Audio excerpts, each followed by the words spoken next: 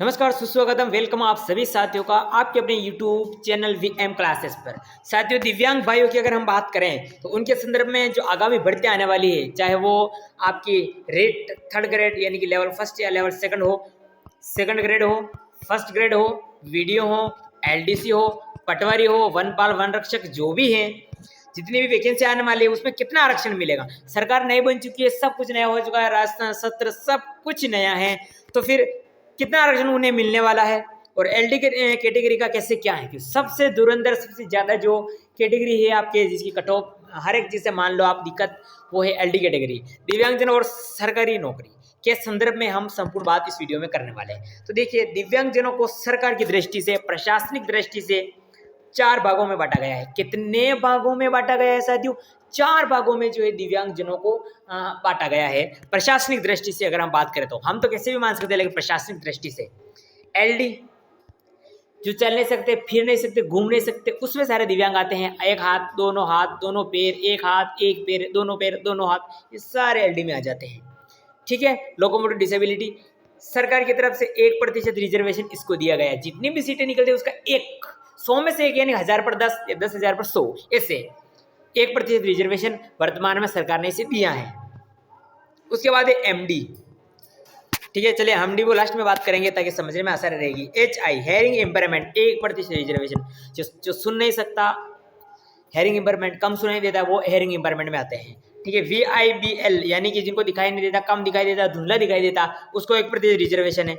इनमें 3 होगी, 1 2 3, तीनों में से अगर किसी में 2 हैं या 2 से ज़्यादा भी आपके हैं तो वो ऑटोमेटिक MD में आता है।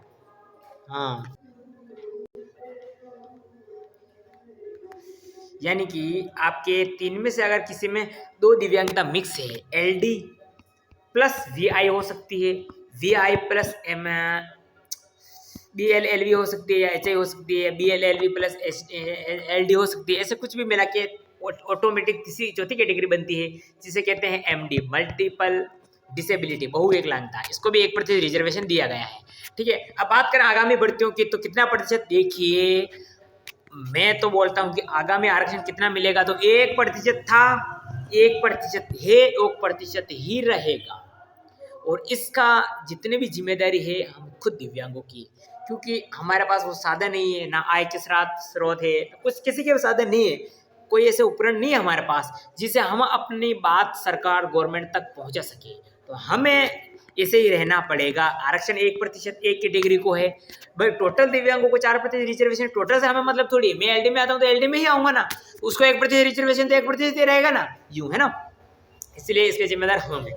LD कैटेगरी का क्या, LD कैटेगरी का कुछ नहीं होने वाला है। सबसे ज्यादा कट ऑफ आगामी भविष्य, मैं बोलता हूँ ना, सुनिए मेरी बात, आगामी जो भर्ती आएगी ना, ये जो अभी आएगी 2025 में, उसके बाद 2026-27 तक, 2028 तक जो भर्ती आएगी ना, मेरी बात को आप ध्यान से सुनना, मैं क्या बोलना चाह रहा हूँ। 2028 तक जो वैकेंसी आएगी ना, 2028 वाली तक, उसमें LD की जो कट ऑफ है वो OBC को पार करेगी। ये बात आप लिख के ले लीजिएगा मेरी, क्या बोलना चाह रहा हूँ मैं। LD की आने वाले भविष्य में, आने वाले 4 साल के बाद जो वैकेंसियां आएगी, उसमें LD कैटेगरी की जो कट ऑफ जाएगी, दिव्यांग LD कैटेगरी वाले जो दिव्यांग होते हैं उनकी कट ऑफ आपके OBC को पार कर चली जाएगी।